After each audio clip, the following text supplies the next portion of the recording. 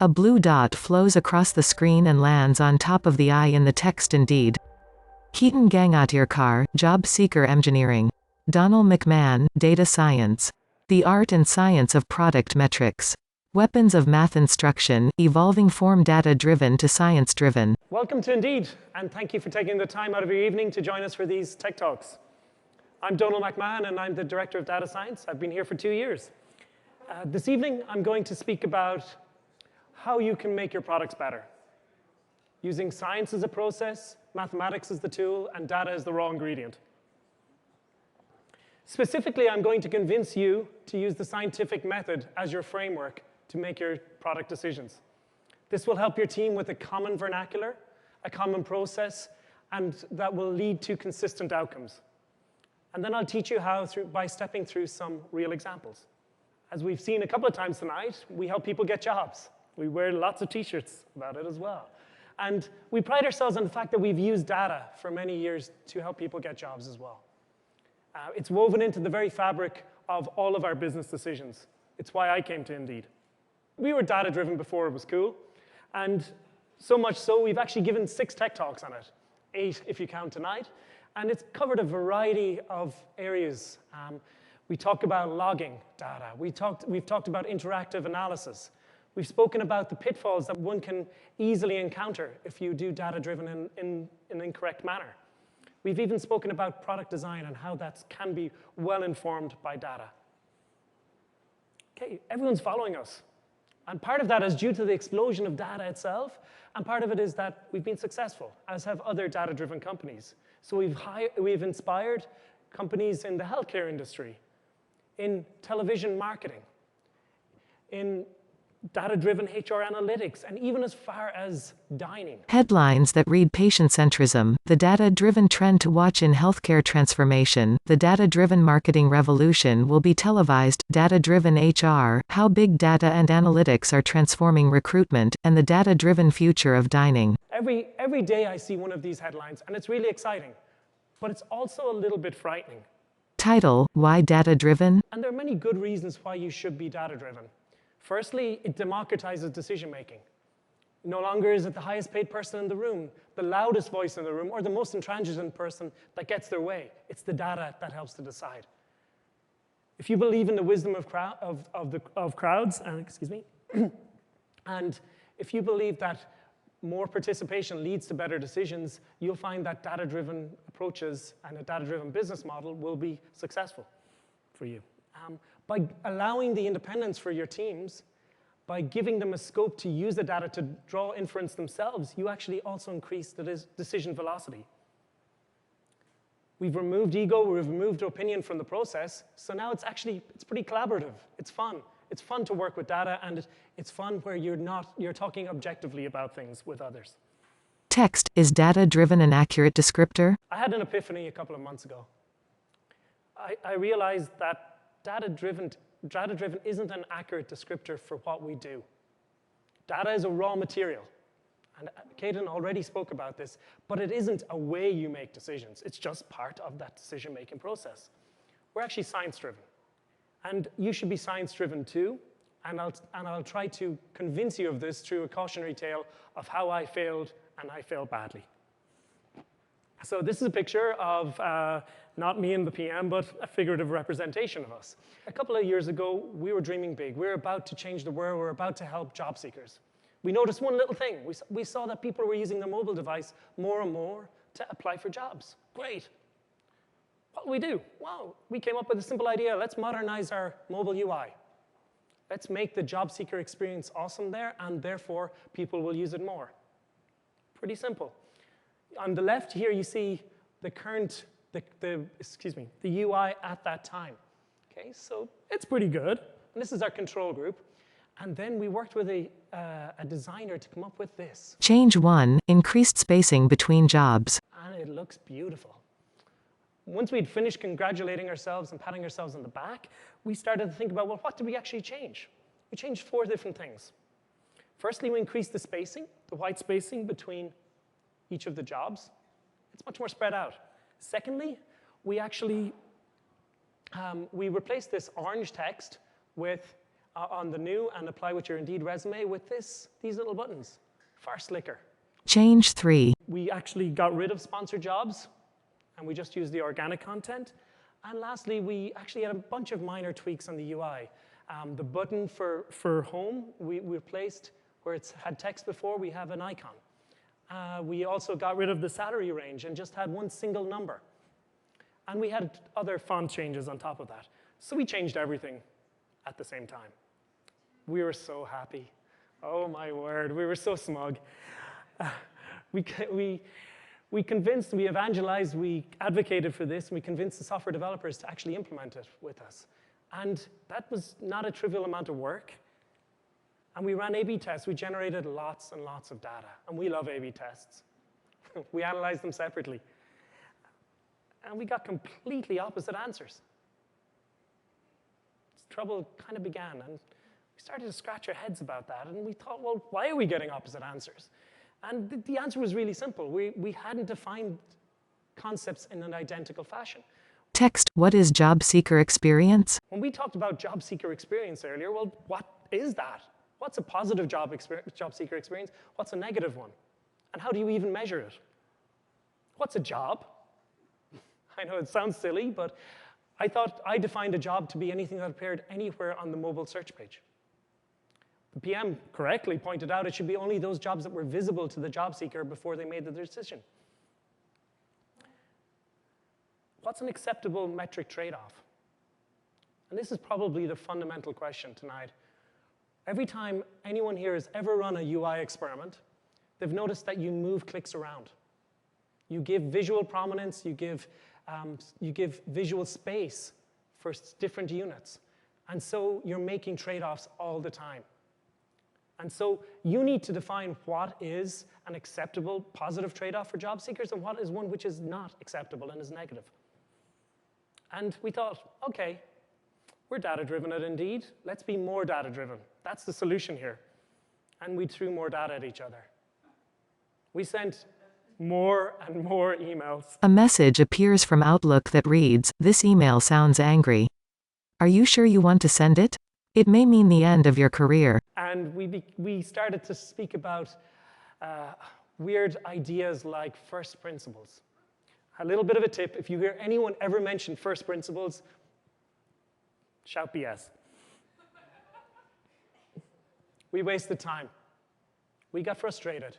We actually got really angry, and it was horrible. Text, different hypotheses plus different data plus different metrics. And it really boiled down to the fact that we had different hypotheses when we started. We had different data. We were actually looking at slightly different versions of the data. We had different metrics. We had nothing defined commonly. And we just drew different conclusions. It was inevitable. Thankfully, at Indeed, it's okay. Failure is okay sometimes. You just need to learn from it. And so we learned an important lesson. Quote, "We learned geology the morning after the earthquake." Ralph Waldo Emerson. We learned that it's not sufficient to be data-driven. You need a process around that. And you need that process still to retain all of those virtues of the data-driven ethos. There is a solution. It's not a utopian ideal. It's actually got a pretty good track record, and it's called the scientific method.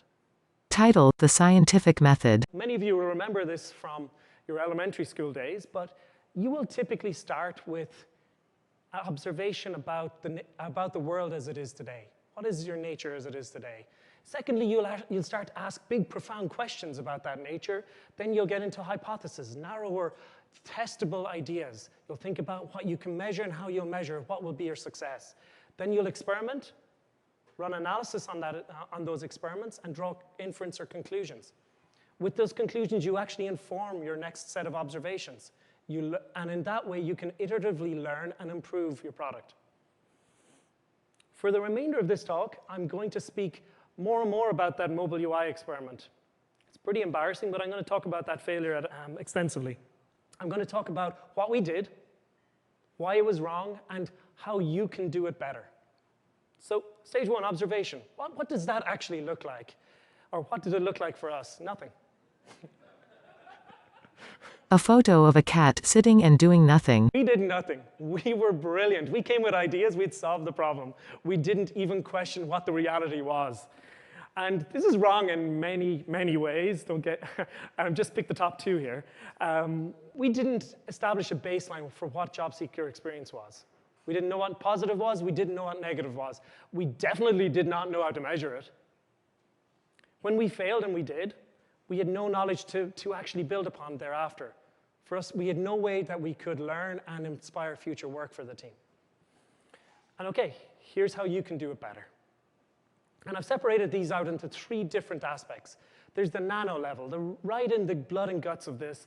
That's where you study real job seeker sessions. People often forget to do that. I'll speak more about that in a moment.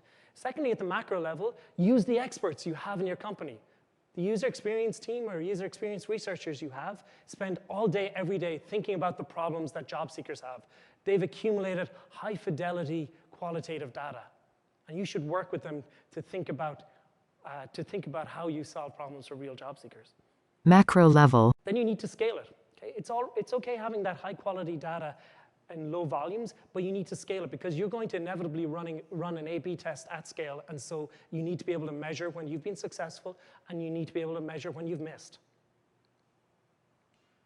So I would encourage each and every one of you to spend at least 2 hours when you start a project looking at real user sessions.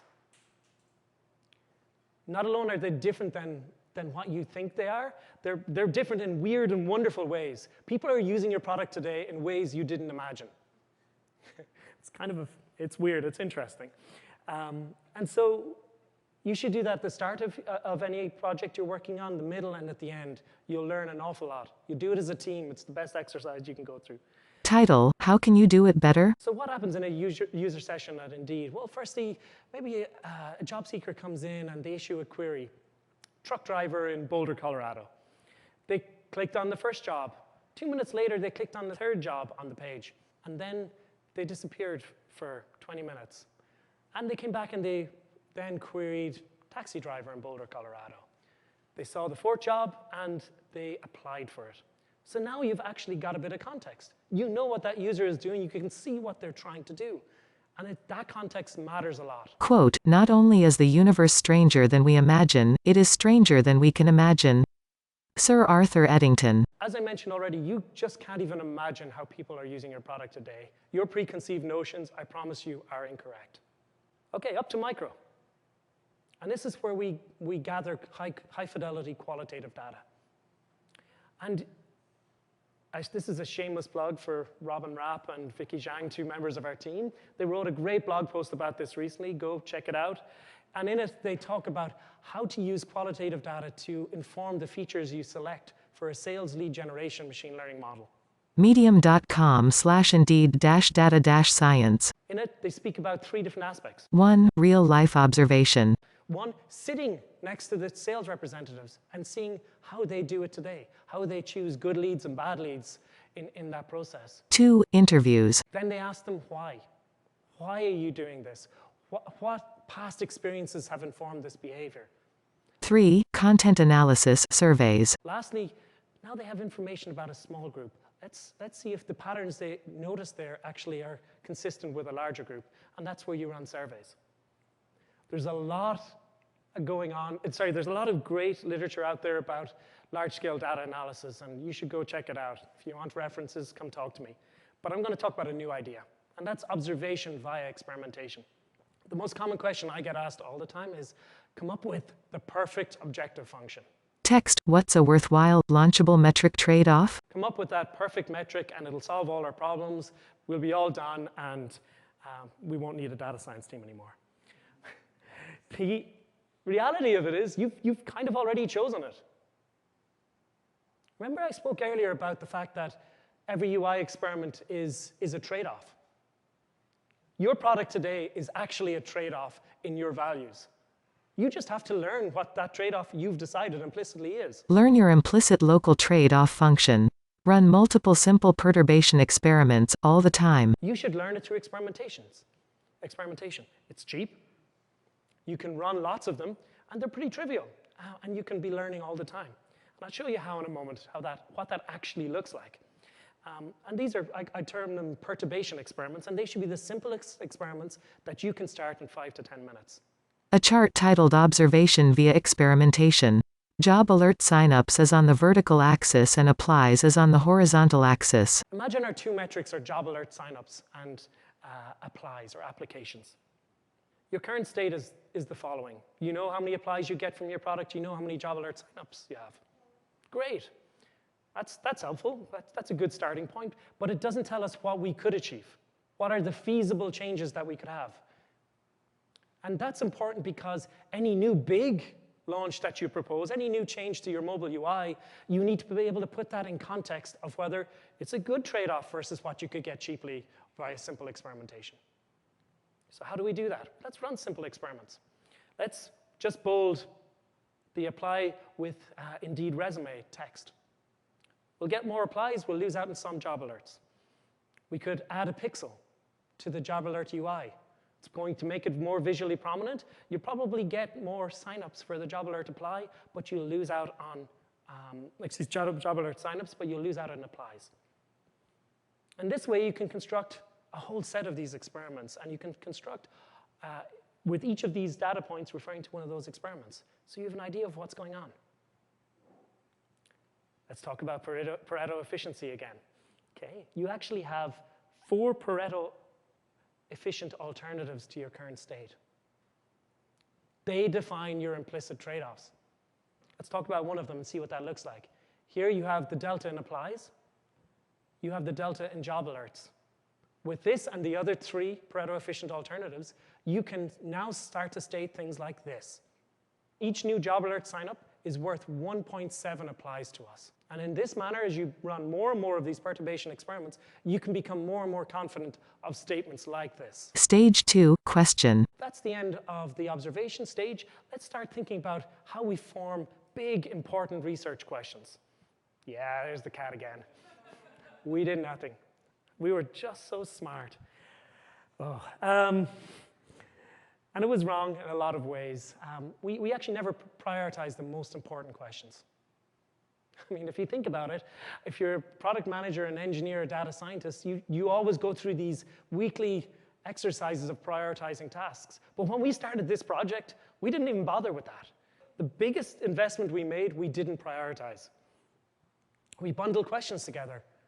We bundled all of those changes in one treatment. And so when we failed, we actually couldn't tell, and even if we had succeeded, we couldn't have told which of those were actually important. And I want to introduce you to a particularly useless character who's called Captain Hindsight, who points out all of the mistakes after you've made them. And so I'm going today to try avoid being Captain Hindsight, but I'm going to say how you can do it better. What's a good research question versus a non-worthwhile research question? I'd propose 3 metrics here. One is the potential impact you could have, the complexity for implementation, and the amount of time it takes to learn from that. Our product landscape is really competitive, and so you need to be launching good features and helping to meet job seeker needs in an iterative fashion all the time. And so here are 3 proposed research questions we could have come up with. What are good measures for job seeker experience? Embarrassingly, we never asked that one. Secondly, how can we help job seekers navigate more quickly to their chosen job?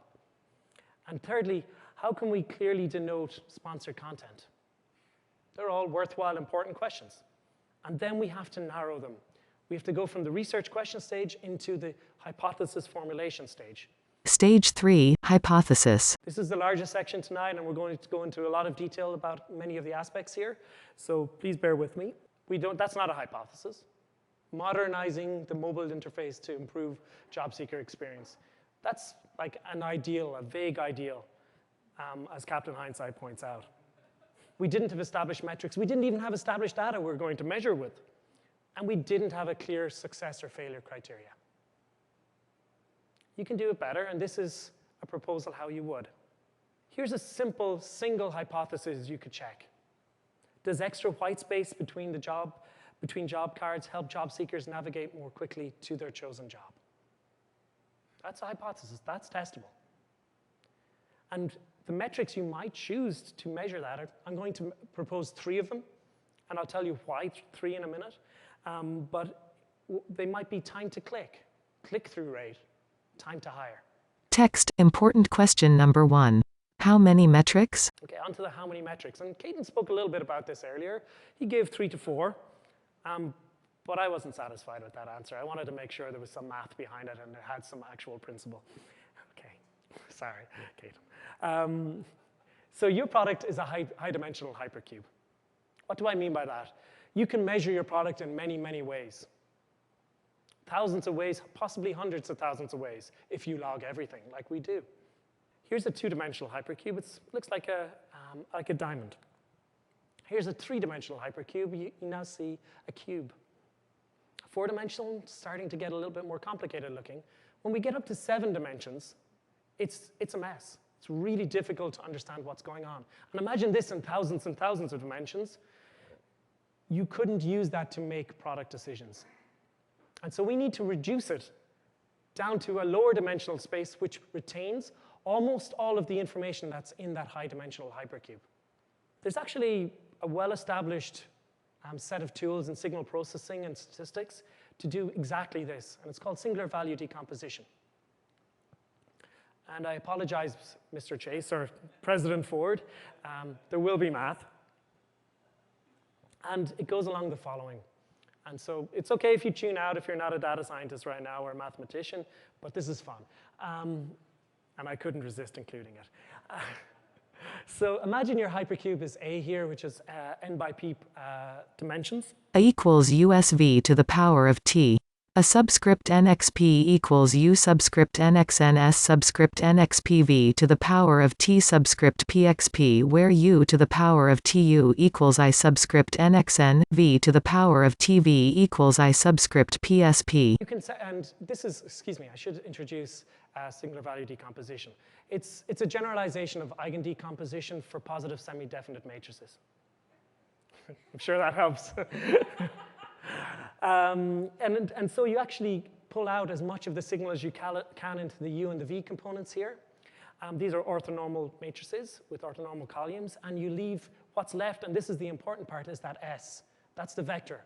And each of those singular values actually, in of themselves, tell you how much signal you have in each of the dimensions. And by looking at them, you can say, well, how many dimensions retain almost all of the information? This has been researched extensively. And here's a great paper on it from Gavish and Donahoe. And the answer is essentially 3 to 4. So lots of work, and we got the same answer, but I'm feeling more confident about it now. OK, so the second question is actually, how do you choose good metrics? 2 books, Theory of Point Estimation and Testing Statistical Hypotheses. This is actually, there's a whole academic discipline dedicated to this, point estimation. And some of us kind of dedicated our 20s to this. Look how young, look how happy I was. look how sunburnt I was. OK, so more seriously, though, choosing your metric, you need to think about what you're actually aiming for in the first place. Many people start with the things that are easy to measure. That doesn't mean they're things that matter. And this is, I'm going to refer to this as your estimand or your target. You want to hit that bullseye. You need to think about how you're going to hit that target, and that's your estimate or your estimators or your estimates. And that's your theta hat. And there are 3 mathematical criteria that are well established for how you actually trade off and determine whether a metric is good or not. It's bias, variance, and then the third of those, OK, this is new, this is system complexity. And let's talk about bias. Really straightforward concept. It's how far away your estimates are from your actual estimand. The closer you get, obviously, the better. Bias theta hat equals E subscript theta times theta hat minus theta. This is the mathematical formula for it. This tells you that we want to look at the distance between your estimates and your estimand in expectation. And it's really easy to miss bias. Bias comes in lots of different forms. You can have selection bias and how your data was generated. You can have metric bias. You can have experimentation bias. We only ever experiment on things we care about. And you can have publication bias. If you ever read the journals, you'll find that only positive results are published. There was a hidden bias in our example, and we missed it. It was estimating the time to hire. I spoke about this metric earlier, and this was for job seekers. And this is our data. Here you see that we had N job seekers. Their first action was between the 1st of January 2016 and the 23rd of April 2016. This is false data, sorry. Still active. This tells us whether the job seeker was still searching by the end of our study. And some of them were hired, some of them weren't. And so we see the dates on which they were hired. Initial metric proposal. Average time to hire for job seekers who were hired. Okay, so we thought about it a little bit and we said, okay, we have hired data for a portion of our data. Let's find the average time to hire for those who were hired. Yeah, exactly. Oops. Yeah, so we've second Liam Neeson in the audience. There's a flaw. We only thought about, of these 5 job seekers, we only thought about 2 of them and incorporated them into our metric. We didn't think about all of those job seekers who either didn't get a job or we didn't have visibility into them, whether they did or did not get a job. So there was also another different type of selection bias in here, in that some of these job seekers stopped searching on Indeed. They may have got a job, they may not. We may not have known. They may have got a job on a different site. And lastly, all of these job seekers started at different times. And so if we'd ran our study for a week, we'd only have ever measured hires which happened between time 0 and time 7. And if we'd run it for longer, we'd get hires which had a longer duration. So our metric is flawed in many ways. But there's a way to do it. It's called the Kaplan-Meier. And that's a way to give you an unbiased estimate of typical time to hire, and I'll tell you how. Let me talk you through this. I think this is important, and I think you'll like it.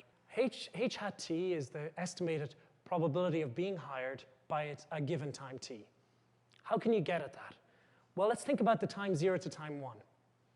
We have a certain number of people who were available and searching at that time, and we'll term them n sub I.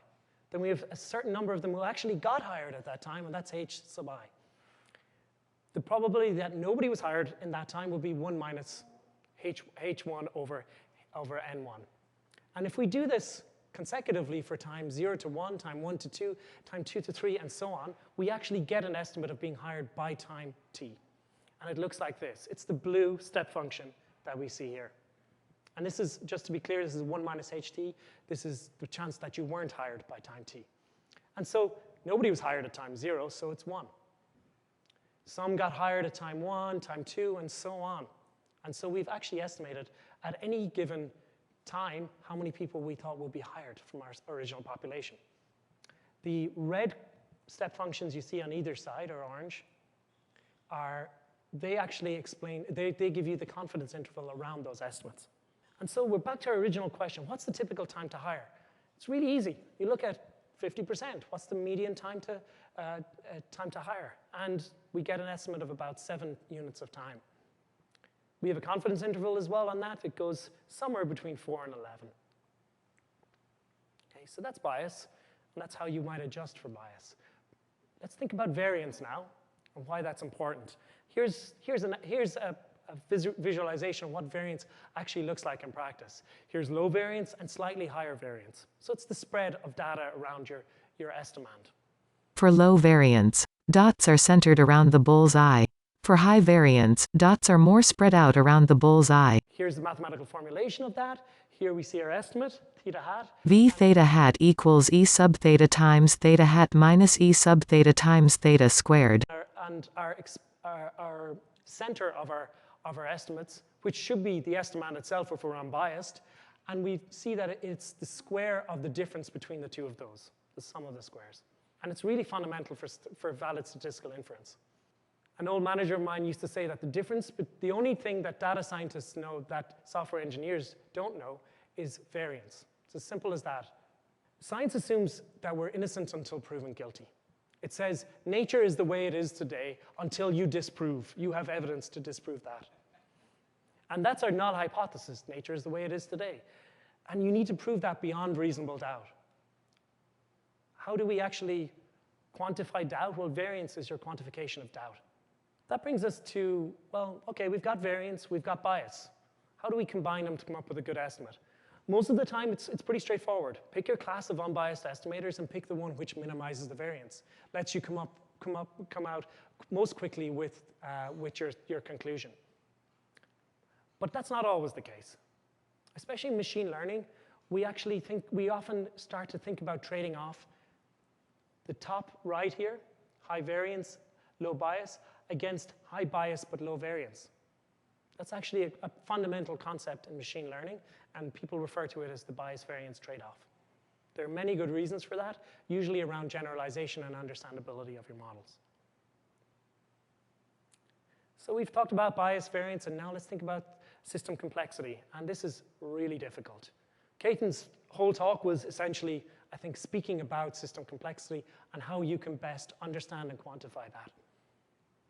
Product development isn't linear. 3 dartboards of different colors. Sometimes you have multiple targets you could aim for, and you don't really care which one you hit as long as you're hitting one of them and being really close to the bullseye on it. Sometimes you have a target that's partially blocked. A cabinet door blocks half of a dartboard. A good example of this is in e-commerce where you have conversion tracking only for a certain proportion of your job seekers, of your users. And so you have a biased view on the data you get. Sometimes you don't even know that bias. It keeps moving all the time. It's a competitive landscape. And it's really, really stressful. Okay, so let's think about how we could quantify that and what sort of model we could come up with it. Sadly, I don't think there is one. I think it's all context specific.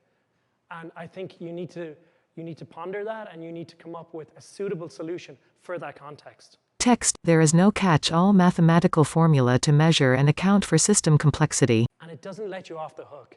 Just because it's tough, it doesn't actually let you off the hook. You still have to think about it and factor it into your decisions.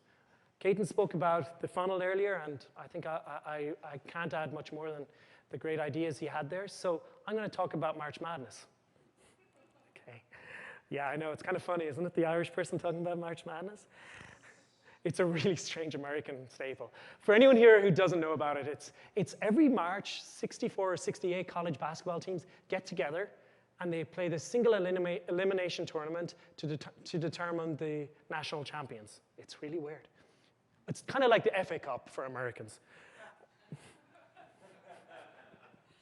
Okay, so there's actually a game within the game. And this is why, sorry, I didn't really introduce this. System complexity is really important in these brackets and in the way that people play these games. So what do I mean by that? Well, here's a bracket. The game within the game is you predict who's going to win. People get together in small groups or large and make predictions on all 63 of these games. You have each of the teams are ranked, and you have to predict who's going to win each of those. I'm not really good at this, so I predicted an upset in the first game and in the second, and I was really wrong. But the point is, you get rewarded for getting these games or these outcomes correct, and I got one of them wrong. And as you go further into the tournament, if you got one wrong at the start, if you predicted an upset at the start and got it wrong, like I did, then you'd actually see that those errors are compounded as you go further and further into the tournament. System complexity factors. So what's the system complexity here? Okay, there are 3 factors I think that are really important to think about if you were coming up with a metric or a strategy.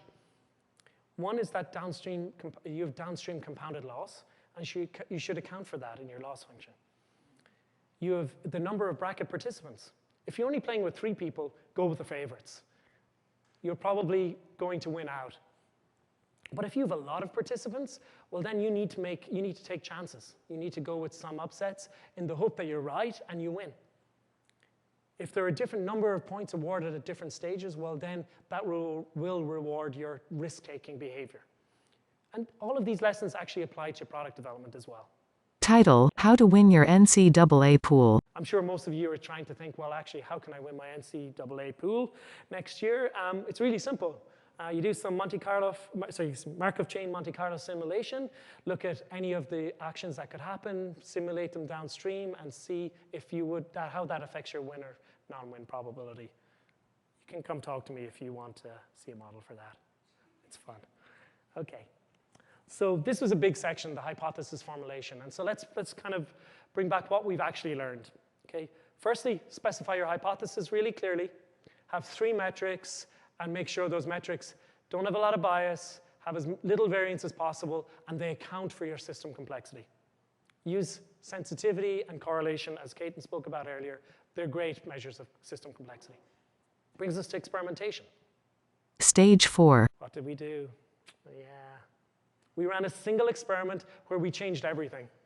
And so, again, thank you, Captain Hindsight. He's always around. You couldn't disentangle the effects of the 4 different treatments. We didn't know whether the positive and negative experience our job seekers were having was due to the fact we had white space there, that we changed the salary estimates, that we changed the color of the text. We just didn't know. And you can run a full factorial experiment to do this better. And it's possible. It's really easy. Imagine our 3 experiments were the following. A, where we had white space, extra white space, or not white space. B, where we had orange text, or we changed it to the buttons. C, where we had salary range or single points. Okay, so what's going on? There's a lot going on in this visualization, so let me take a minute. Okay, so you start here. On all of those, you have your control group. It lies in the bottom left-hand corner. You can change your A is vertical, your B is horizontal, or your C is depth. Okay, and so you run 8 variants here. A pro tip is make your control a little bit larger. That will give you extra statistical power. But in this way, we actually can look at all of the linear effects and all of the combined effects of all of these changes at the same time while running it on the same amount of traffic we would have with just that single variant. It's kind of statistical magic. Text full factorial experiment. Increases statistical power and simultaneous testing of interaction effects. So what does it buy you? Well, it gets you increased statistical power, so you have to run your tests for a shorter period. You get a simultaneous testing of all of the effects, and you see all of their interactions as well. In common parlance, you learn more and you'll learn it more quickly. Analysis. Stage 5 of the scientific method. We're nearly there. What did we do? We spent an inordinate amount of time on this. This is where we spent 90% of our effort and time. We put data together from multiple places. We defined different metrics. Some of them had the same name, click-through rate, but we defined what were impressions differently, remember. We invested a lot of time in analyzing these tests, and it didn't really get us anywhere. It's too late at this stage.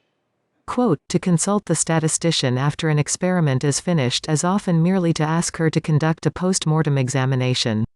She can perhaps say what the experiment died of. R.A. Fisher. You shouldn't invest your time into analysis. You should be investing your time in the 4 previous stages: observation, questions, hypothesis formulation, and experimentation. If you've got to this point and you're inventing your analysis, you're too late. It was horrible. And this should have been trivial. It should have been simply plug and chug. Let me explain why. You have 2 different things you can change, in essence. You have your product. You can make a new product or just have a product intervention, a new feature. You can have your existing metric or data. You can have new metrics or data. If you did the first of these, it's uninteresting. You know about your existing metrics. You know about your existing product. If you do the second of these, where you just change your metric, you actually have, this is a great time for data or metric innovation. Product innovation, like the mobile UI experiment, should have been this. We should have used existing well-understood metrics to check our changes. We didn't, unfortunately. We tried this. We tried to change our metrics. We tried to change our product. And so we learned nothing. So never use new data or metrics to validate new products. Stage 6, conclusion. Brings us to the last stage, and this is the conclusion stage. And this is where you draw inference from all of the work you've done before. We drew 2 different conclusions, so we had no conclusion. And this had really important implications. We didn't learn anything, and more importantly, we lost the trust of the software developers, the user experience team. Nobody wanted to work with us anymore because we had no credibility. But you can do better. And again, this is not the time for innovation. This should follow directly from your analysis. Good science doesn't involve innovation at this stage. If you're innovative, you're data peaking, you're data mining, and you're accumulating scientific debt. Okay. Here's a new one. It's called the Goldilocks syndrome, and we all fall into this all the time when we look at A/B tests. Imagine you run an A/B test, and you see an outcome in your metric of choice. It can go all the way from -infinity all the way up to +infinity, and everything in between. Let's think about the first three of these. These are the negative, all the way from terribly negative to mildly negative. What conclusion would you draw? And what conclusion do we generally draw? We'd say it's too cold. We say, oh, it's probably because we have a bug, and we look hard for that bug at that stage. Because our idea couldn't be broken, it must be a bug. We segment users. We spend a lot of time understanding that. It could be too hot. If it's really positive change, we're also suspicious, and probably rightfully so. We should be skeptical. It's probably a bug. This is just right, though. This is where we declare victory. We never question. Don't ever question these, because write it down in your quarterly evaluation slide and move on. You've had a big victory. And it's bad science. It's pretty obviously bad science, but we do it. We all fall into this trap. So don't be Goldilocks. Retain healthy skepticism. Always be positive about it, but be skeptical. Always look for bugs, even if it's 2% win. And check for repeatability. How do you do this? You run a holdback. As you scale up your test that looks great, actually hold back 5 or 10% of your traffic and confirm that what you saw in your initial test is still present once you've made that your new product feature the largest proportion of the job seeker or user experiences. That's really important. Often you'll find that what you'd measured in small tests is not the same as when you ramped it up to 95% of your traffic. Okay, so we're kind of at the end of this, the scientific method. We've gone through each of these stages, and let's have a quick recap.